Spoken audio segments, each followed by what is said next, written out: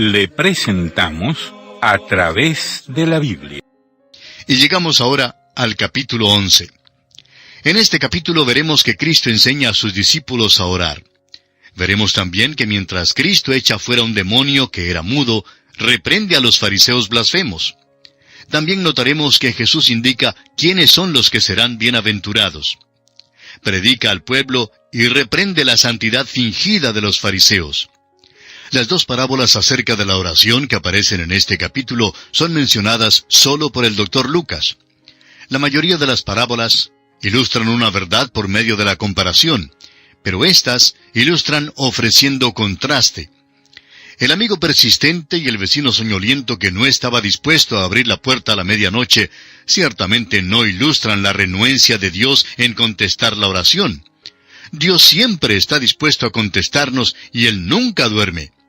Por otra parte, es un hecho que generalmente nosotros no somos lo suficientemente persistentes en la oración. En la segunda parábola, es un hecho que un padre humano nunca le daría a su hijo una piedra en lugar de pan. Dios no solo es tan bueno como un padre humano, sino que es mucho mejor. Repetimos, pues, que estas dos parábolas ilustran una verdad por medio del contraste. Comencemos ahora nuestro estudio de este capítulo, leyendo los primeros 4 versículos, donde Jesús enseña a sus discípulos a orar contando estas dos parábolas, la del amigo inoportuno y la del buen padre. Leamos pues los versículos 1 al 4 de este capítulo 11 de San Lucas. Aconteció que estaba Jesús orando en un lugar, y cuando terminó, uno de sus discípulos le dijo, «Señor, enséñanos a orar, como también Juan enseñó a sus discípulos». Y les dijo, «Cuando oréis, decid, Padre nuestro que estás en los cielos, santificado sea tu nombre. Venga tu reino, hágase tu voluntad como en el cielo, así también en la tierra. El pan nuestro de cada día, dánoslo hoy. Y perdónanos nuestros pecados, porque también nosotros perdonamos a todos los que nos deben. Y no nos metas en tentación, mas líbranos del mal». Esta sección importante trata la oración como no es tratada en ninguna otra parte de los Evangelios. Puede que parezca semejante a otras porciones de los Evangelios, pero realmente es diferente. Y es tan diferente que hay quienes creen que este pasaje es una inserción, una intrusión que se ha añadido al relato cronológico del ministerio de Cristo. Bueno, es verdad que no corresponde al relato cronológico, pero esto no es lo esencial. Este pasaje sugiere algunas inferencias muy interesantes. Su discípulo quería saber cómo orar porque había oído orar a Cristo. El hecho es que el Señor acostumbraba a apartarse para orar. Evidentemente, uno de los discípulos oyó por casualidad la oración, y de allí le nació el deseo de orar como Cristo. Y precisamente en este momento, amigo oyente, el Señor Jesucristo está a la diestra de Dios intercediendo por nosotros. Así que todavía es una buena idea pedirle que nos enseñe a orar. Una petición muy apropiada sería, «Señor, enséñanos a orar». Muchas veces en las experiencias de mi vida no he sabido cómo orar, y solamente he podido decir, «Nuestro Padre Celestial». Y amigo oyente, esto es suficiente. Dios nos conoce y nos comprende. Notemos bien que este discípulo no pidió simplemente cómo orar. El Señor había predicado todo un sermón sobre este tema en su Sermón del Monte. Este discípulo no estaba pidiendo una técnica, ni un sistema, o una forma de arte, ni un ritual que seguir para poder orar debidamente. No se trataba de cómo orar, sino de enséñame a orar. Es decir, que él quería orar como Cristo oraba. Muchas personas recitan sus oraciones. Es como decir un amén al final del día cuando uno se prepara para dormir. Pero lo que necesitamos, amigo oyente, es que alguien nos enseñe a orar. No simplemente a recitar oraciones, sino a acercarnos realmente a Dios y a conversar con Él. Bueno, nuestro tiempo se ha agotado una vez más y tenemos que detenernos aquí, pero continuaremos este estudio, Dios mediante, en nuestro próximo programa. Es nuestra oración que las incontables bendiciones del cielo estén con usted en todo tiempo. Continuamos hoy, amigo oyente, nuestro estudio del capítulo 11 del Evangelio según San Lucas, que iniciamos en nuestro programa anterior. Y como usted recordará, leímos los primeros 4 versículos, donde uno de los discípulos del Señor le pide que les enseñe a orar. Y dijimos que este pasaje sugiere algunas inferencias muy interesantes. Su discípulo quería saber cómo orar porque había oído orar a Cristo. El hecho es que el Señor acostumbraba apartarse para orar. Evidentemente, uno de los discípulos oyó por casualidad la oración, y de allí le nació el deseo de orar como Cristo. Señalamos también que el discípulo no pidió simplemente aprender cómo orar. El Señor había predicado todo un sermón sobre este tema en su Sermón del Monte.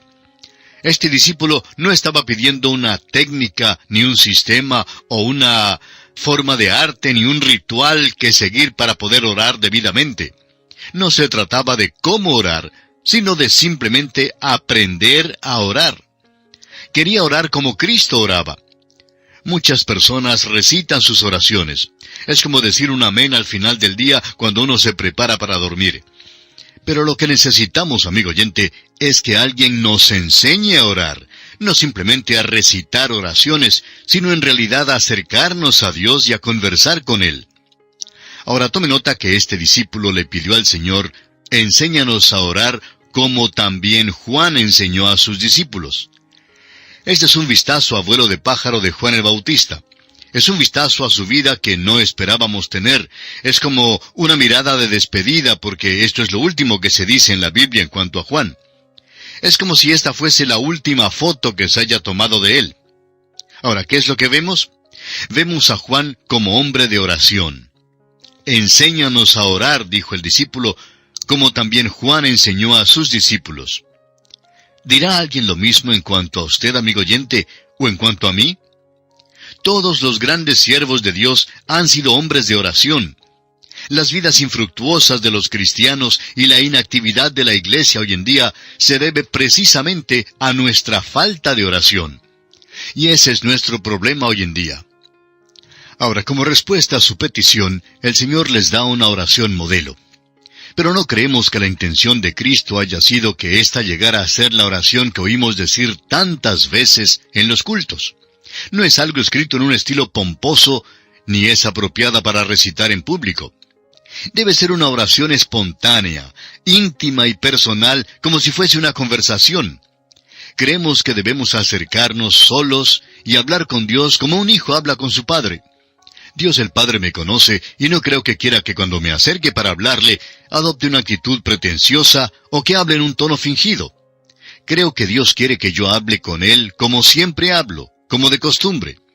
Dios no quiere que seamos verbosos, es decir, que seamos profusos en palabras. Y en realidad confieso que hasta me cansan las oraciones verbosas. A veces nos parece que Dios puede decir, apaguémosle, sintonicemos a otro, ya hemos escuchado decir esto a esta persona. El hecho es que es una persona que repite lo mismo muchas veces. Las más grandes oraciones en las Escrituras, amigo oyente, son breves. La oración más corta, Señor, sálvame, fue voceada por Simón Pedro. Vamos a considerar ahora algunos de los elementos de esta oración modelo que el Señor dio a sus discípulos. La oración es adoración. Es un honor a Dios. El reino es la voluntad de Dios en la tierra. La oración es el privilegio de los redimidos. No se puede orar por el reino de Dios sin saber de qué se trata. Significa la represión de lo malo y el aliento de lo bueno. Significa que usted, amigo oyente, tiene un deseo de hacer la voluntad de Dios. Usted puede pronunciar las palabras de esta oración, pero tiene que haber un significado detrás de las palabras. Usted necesita ser ya redimido para poder orar esta oración, porque no creemos que haya sido dada para el incrédulo. Hay otra oración que ha sido dada para los incrédulos, y es esa que dice, Dios, sé propicio a mi pecador. Dios es misericordioso y poderoso para salvarle. No tiene que rogarle que le salve. Él le salvará a usted si solo acude a Él. Ahora, una parte de esta oración trata de las provisiones físicas. Dice, el pan nuestro de cada día, dánoslo hoy. Luego nos dice que oremos, y perdónanos nuestros pecados, porque también nosotros perdonamos a todos los que nos deben. Ahora es posible que no tengamos razón, pero sí creemos que ninguno de nosotros podamos cumplir con esta norma en nuestra conducta. Amigo oyente, ¿perdona usted a todos? ¿Genuinamente perdona usted a todos? Bueno, amigo oyente, si Dios nos perdonara en la misma base que nosotros perdonamos a los demás, le aseguramos que nunca seríamos salvos. Nuestra norma la encontramos establecida en las palabras del apóstol Pablo en su carta a los Efesios, capítulo 4, versículo 32, donde dice: «Antes sed benignos unos con otros, misericordiosos, perdonándoos unos a otros, como Dios también os perdonó a vosotros en Cristo». Note usted que Dios nos perdonó antes que nosotros fuéramos perdonadores. La Escritura confirma esto. El mismo apóstol Pablo dice en el capítulo 5 de su carta a los Romanos, versículo 6, «Porque Cristo, cuando aún éramos débiles, a su tiempo murió por los impíos». Y luego en el versículo 8 del mismo capítulo 5 de Romanos agrega: «Mas Dios muestra su amor para con nosotros, en que siendo aún pecadores, Cristo murió por nosotros».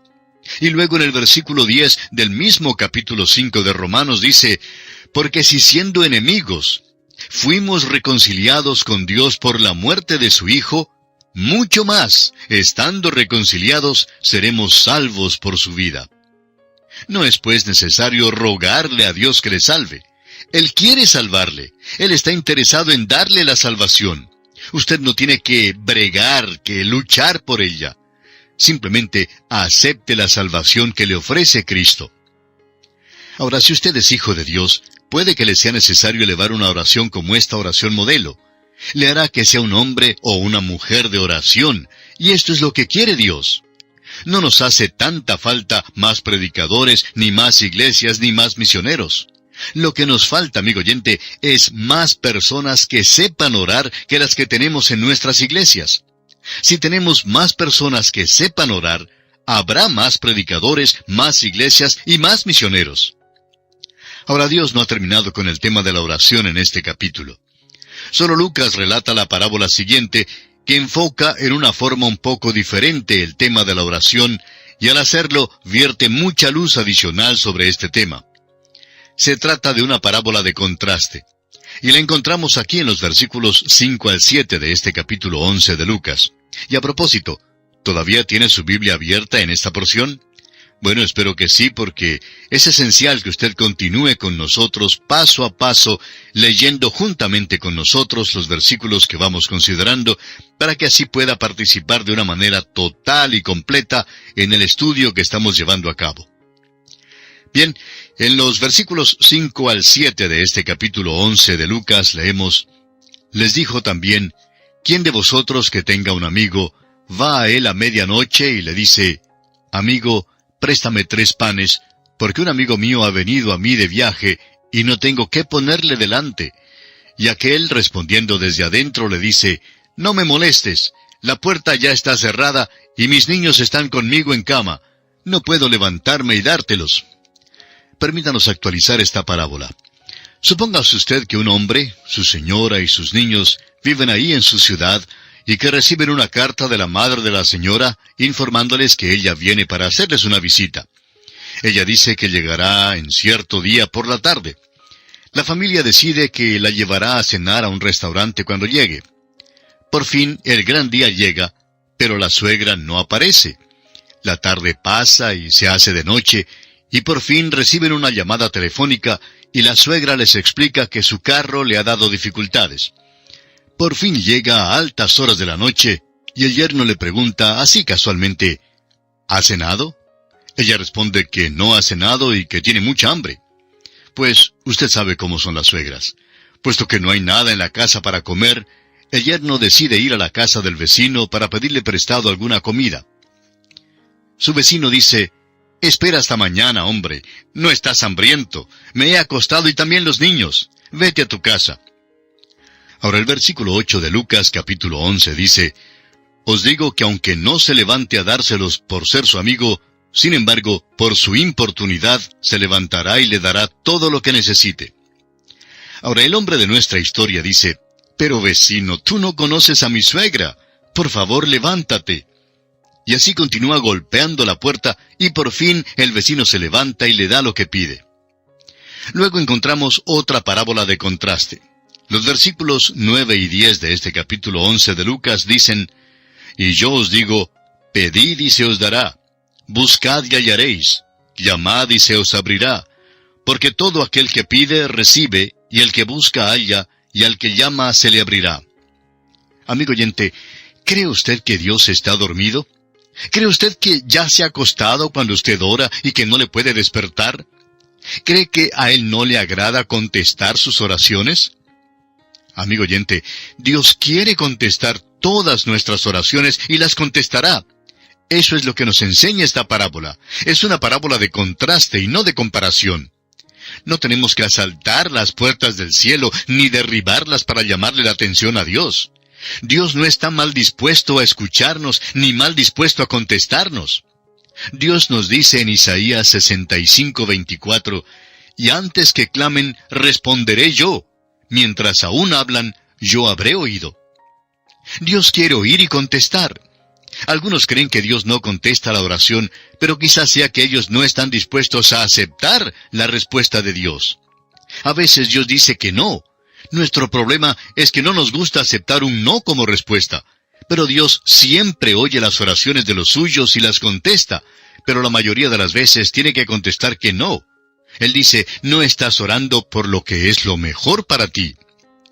He aprendido, amigo oyente, durante los años pasados, que la mejor respuesta que Dios ha dado a muchas de mis peticiones ha sido precisamente que no. No es pues necesario que asaltemos las puertas del cielo para lograr que Dios conteste nuestras oraciones. Dios no se ha acostado. La puerta está bien abierta y Él dice, llamad, buscad y pedid.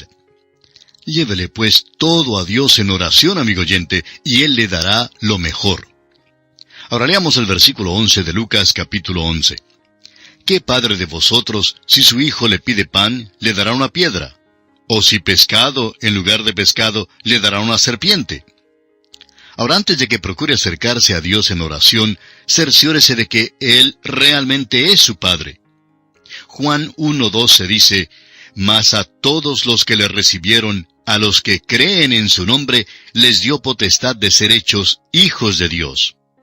Creyendo que el Señor Jesucristo murió por usted y que resucitó para su justificación, esto le hace un hijo de Dios. Cuando usted confía en Cristo como su Salvador, entonces es bautizado con el Espíritu de Dios en el cuerpo de Cristo. Y entonces usted es un hijo que puede acudir a Dios y llamarle Padre. Si pide pues a su Padre pan, no le dará una piedra. Y si le pide un pescado, no le dará una serpiente. Ahora los versículos 12 y 13 dicen, «¿O si le pide un huevo, le dará un escorpión? Pues si vosotros, siendo malos, sabéis dar buenas dádivas a vuestros hijos, ¿cuánto más vuestro Padre Celestial dará el Espíritu Santo a los que se lo pidan?» Fue en esa ocasión que Jesús les dijo a sus discípulos que pidieran el Espíritu Santo. Y que sepamos, ellos nunca pidieron el Espíritu. Más tarde, Cristo dijo en Juan 20:22, «Recibid el Espíritu Santo». Es que necesitaban el Espíritu de Dios aún en estos días de transición cuando los acompañaba el Hijo de Dios. Luego, en el gran día de Pentecostés, vino el Espíritu Santo y les bautizó en el cuerpo de creyentes, o sea, en el cuerpo de Cristo. En aquel día fueron llenados con el Espíritu Santo. Y es esa plenitud la que todos nosotros necesitamos. Todos los creyentes hemos sido bautizados en el cuerpo de Cristo. El apóstol Pablo lo confirma cuando dice en el capítulo 12 de su primera carta a los Corintios, versículo 13, «Porque por un solo espíritu fuimos todos bautizados en un cuerpo, sean judíos o griegos, sean esclavos o libres. Y a todos se nos dio a beber de un mismo espíritu». Y llegamos ahora a otro aspecto importante. A Jesús le acusan de echar fuera demonios por medio del poder de Beelzebú. Este incidente también es contado en el Evangelio según San Mateo, capítulo 12, versículos 24 al 30, y también en el Evangelio según San Marcos, capítulo 3, versículos 22 al 30. De este relato ha surgido la noción del llamado pecado imperdonable. Pero deseamos aclarar que no hay ningún pecado imperdonable hoy en día. Leamos pues los versículos 14 al 20 de este capítulo 11 de San Lucas. Estaba Jesús echando fuera un demonio que era mudo, y aconteció que salido el demonio, el mudo habló, y la gente se maravilló. Pero algunos de ellos decían, por Beelzebú, príncipe de los demonios, echa fuera los demonios. Otros, para tentarle, le pedían señal del cielo.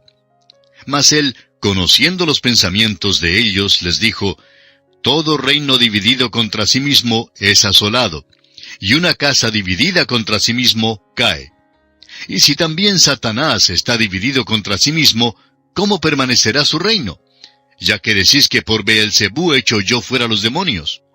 Pues si yo echo fuera los demonios por Beelzebú, vuestros hijos, ¿por quién los echan? Por tanto, ellos serán vuestros jueces. Mas si por el dedo de Dios echo yo fuera los demonios, ciertamente el reino de Dios ha llegado a vosotros. El carácter convincente de los milagros de Jesús obligó a los fariseos a ofrecer alguna explicación. No podían negar la existencia de los milagros cuando ocurrían delante de sus propios ojos. Pero lo que hicieron fue usar las explicaciones más viles y blasfemas para tratar de explicar los milagros de Jesús. No negaron que habían ocurrido estos milagros, sino que alegaron que se habían hecho por medio del poder del diablo. Esta es la blasfemia contra el Espíritu Santo, y es lo que conocemos como el pecado imperdonable. La lógica misma nos conduce a ver que si en los días de la presencia de Cristo aquí en la tierra, el atribuir sus milagros al poder de Satanás en lugar del poder del Espíritu Santo era el cometer el pecado imperdonable, luego, recíprocamente, su ausencia, es decir, la ausencia corporal de Jesucristo hoy en día, hace imposible que nosotros cometamos el pecado imperdonable. Y nuestra posición es completamente compatible con un evangelio que proclama que todo aquel que cree será salvo. La respuesta de Jesús es terminante y no permite ningún lugar a la duda de que Él no hacía milagros por el poder de Satanás. Esta denuncia severísima por Jesús de los príncipes religiosos revela que los ha rechazado. Ahora, ¿habían cometido ellos el pecado imperdonable? Solo Dios sabe la condición interna del corazón humano. Pero sabemos que, por lo menos, el rompimiento con estos enemigos es final. Y aquí quedamos para continuar en nuestro próximo programa el estudio de este capítulo 11 del Evangelio según San Lucas. Es nuestra oración que el Señor derrame sobre usted las ricas e incontables bendiciones del cielo. Continuamos hoy, amigo oyente, estudiando el capítulo 11 del Evangelio según San Lucas, y comenzaremos leyendo los versículos 21 y 22, que dicen, «Cuando el hombre fuerte armado guarda su palacio, en paz está lo que posee, pero cuando viene otro más fuerte que él y le vence, le quita todas sus armas en que confiaba y reparte el botín». Estos son versículos importantes para nuestras naciones. Hay quienes quieren desarmarnos y tornarnos indefensos. Dicen que quieren acabar con los armamentos de guerra. Estas cosas son terribles, es verdad, pero la Biblia dice, un hombre fuerte, armado, guarda su palacio. Hay hombres malos y Satanás es nuestro enemigo. Mientras nuestras naciones tengan enemigos, hacemos bien en tener armas. Mientras Satanás está activo, el cristiano hace bien en tener sus armas, que son la oración y la palabra de Dios. Claro que a mí me gustaría que los países no tuvieran que tener armas. Nunca me ha llamado la atención el llevar un uniforme, pero llega el tiempo en la vida cuando hay que llevar un uniforme por amor de su propio país. Un hombre fuerte armado guarda su palacio y en paz está lo que posee. Ha habido mucha discusión en cuanto a si un hombre debe guardar armas de fuego en su hogar. Bueno, creemos que sí, que un hombre debe guardarlas. Un hombre fuerte armado guarda su casa, recordemos eso. Ahora, si el enemigo sabe que no puede entrar en mi hogar para hacerle daño a mis seres queridos sin pagar un precio terrible, pues no pasará a mi casa, y yo quiero que lo sepa. Y ahora tenemos una parábola que proclama lo inútil que es la reforma moral que se lleva a cabo por medios humanos. La parábola del espíritu inmundo que vuelve. Leamos los versículos 24 al 26 de este capítulo 11 de Lucas. Cuando el espíritu inmundo sale del hombre, anda por lugares secos buscando reposo, y no hallándolo dice, volveré a mi casa de donde salí. Y cuando llega, la halla barrida y adornada. Entonces va y toma otros 7 espíritus peores que él, y entrados moran allí, y el postrer estado de aquel hombre viene a ser peor que el primero. Esta es una de las parábolas más profundas de Jesús y hasta causa susto. Enseña que la autorreforma significa solo la muerte y la destrucción. mientras que la regeneración significa la vida y la libertad. La religión y la filosofía son malas debido a que dan al hombre una falsa esperanza y una falsa seguridad. Se necesita una poderosa transformación. Este pasaje enseña lo inútil que es la llamada autorreforma, es decir, la reforma que una persona se propone llevar a cabo de sí misma. El espíritu inmundo salió de un hombre y el hombre se quedó vacío. Quedó como una de esas casas donde se dice que aparecen los fantasmas, y esa es la condición de muchas personas hoy en día que creen que viven una vida buena. El vacío tiene que llenarse con algo, y si no se llena con el Espíritu Santo y el poder de Jesucristo, la condición postrera llega a ser peor que la primera. Y pasamos luego a la señal de Jonás que el Señor da, y que encontramos aquí en los versículos 29 al 32 de este capítulo 11 del Evangelio según San Lucas. Y apiñándose las multitudes, comenzó a decir, «Esta generación es mala, demanda señal, pero señal no le será dada, sino la señal de Jonás. Porque así como Jonás fue señal a los ninivitas, también lo será el Hijo del Hombre a esta generación. La reina del sur se levantará en el juicio con los hombres de esta generación y los condenará, porque ella vino de los fines de la tierra para oír la sabiduría de Salomón, y he aquí más que Salomón en este lugar. Los hombres de Nínive se levantarán en el juicio con esta generación y la condenarán, porque a la predicación de Jonás se arrepintieron, y he aquí más que Jonás en este lugar». Los hombres aquí usan otro estratagema sutil para acercarse a Jesús. Aparentan seguir su programa al pedirle señal, pero en realidad no tienen ninguna intención de creer aunque les dé una señal. Fue por eso que Jesús rehusó categóricamente concederles una señal, pero trajo a la memoria de ellos dos incidentes del Antiguo Testamento. Primero, la restauración milagrosa del profeta Jonás de la amenaza de muerte para cumplir su deber con el pueblo de Nínive era un cuadro de la resurrección de Cristo. La resurrección de Cristo de entre los muertos fue una prueba tan grande de la validez de su ministerio como la liberación de Jonás fue una prueba de su ministerio. Jesús alegó ser mayor que Jonás. En segundo lugar, alegó ser mayor que Salomón. El mensaje de Jesús fue rechazado como lo fue el hecho de que Él era el Mesías. Jesús alegó que era mayor predicador que Jonás y un mayor sabio que Salomón, pero el mundo no quiso reconocer su grandeza. Y llegamos ahora a la parábola de la luz. Leamos los versículos 33 al 36 de este capítulo 11 de Lucas, y confiamos, amigo oyente, que usted está siguiendo conmigo esta lectura, así que en su Biblia lea conmigo los versículos 33 al 36. «Nadie pone en oculto la luz encendida, ni debajo del almud, sino en el candelero, para que los que entran vean la luz. La lámpara del cuerpo es el ojo. Cuando tu ojo es bueno, también todo tu cuerpo está lleno de luz. Pero cuando tu ojo es maligno, también tu cuerpo está en tinieblas. Mira, pues, no suceda que la luz que en ti hay sea tinieblas. Así que, si todo tu cuerpo está lleno de luz, no teniendo parte alguna de tinieblas, será todo luminoso, como cuando una lámpara te alumbra con su resplandor». Esta parábola de la luz es una parábola de acción. La luz crea responsabilidad, y un hombre que recibe la verdad tiene que actuar. Somos responsables, amigo oyente, según el grado de luz que se nos haya dado. Y llegamos ahora a otro aspecto importante. Jesús denuncia a los fariseos. Leamos los versículos 37 al 42 de este capítulo 11 de San Lucas. «Luego que hubo hablado, le rogó un fariseo que comiese con él. Y entrando Jesús en la casa, se sentó a la mesa. El fariseo, cuando lo vio, se extrañó de que no se hubiese lavado antes de comer. Pero el Señor le dijo, «Ahora bien, vosotros los fariseos limpiáis lo de fuera del vaso y del plato, pero por dentro estáis llenos de rapacidad y de maldad. Necios, el que hizo lo de fuera, ¿no hizo también lo de adentro? Pero dad limosna de lo que tenéis, y entonces todo os será limpio.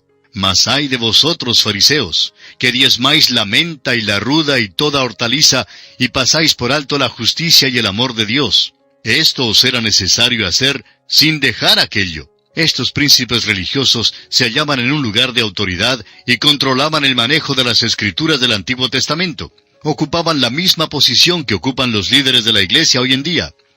Los hombres acudían ante ellos para la interpretación de la verdad. Ahora, su enseñanza era buena, pero sus vidas eran malas. Ponían el énfasis en las cosas materiales en lugar del propósito espiritual para el cual debían ser usadas. Ellos mismos no vivían según las enseñanzas de las Escrituras. Y por eso el Señor lanza contra ellos estos ayes que continúan aquí en los versículos 43 y 44. Ay de vosotros, fariseos, que amáis las primeras sillas en las sinagogas y las salutaciones en las plazas. Ay de vosotros, escribas y fariseos, hipócritas, que sois como sepulcros que no se ven, y los hombres que andan encima no lo saben. El Señor fue severo con estos abogados, ¿no le parece? Ahora, note usted los versículos 45 y 46 de Lucas capítulo 11. Respondiendo uno de los intérpretes de la ley le dijo, Maestro, cuando dices esto, también nos afrentas a nosotros. Y él dijo, Ay de vosotros también, intérpretes de la ley, porque cargáis a los hombres con cargas que no pueden llevar, pero vosotros ni aun con un dedo las tocáis. ¿Sabe que una cosa es decirle a los demás lo que deben hacer, y muy otra es hacerla uno mismo? Y esa es otra cosa de la cual debemos tener mucho cuidado, y es cerciorarnos de no predicar algo que no sea parte de nuestra propia experiencia. Y eso es lo que el Señor está diciendo aquí. Bien, vamos a concluir en este punto nuestro estudio del capítulo 11 de este Evangelio según San Lucas, porque ya hemos andado sobre este terreno con anterioridad, y estamos deseosos en este Evangelio de prestar atención debida a aquello que no se encuentra en otra parte, ya que es tan rico, y hay tantas cosas que todavía debemos ver, y deseamos darle todo el tiempo necesario.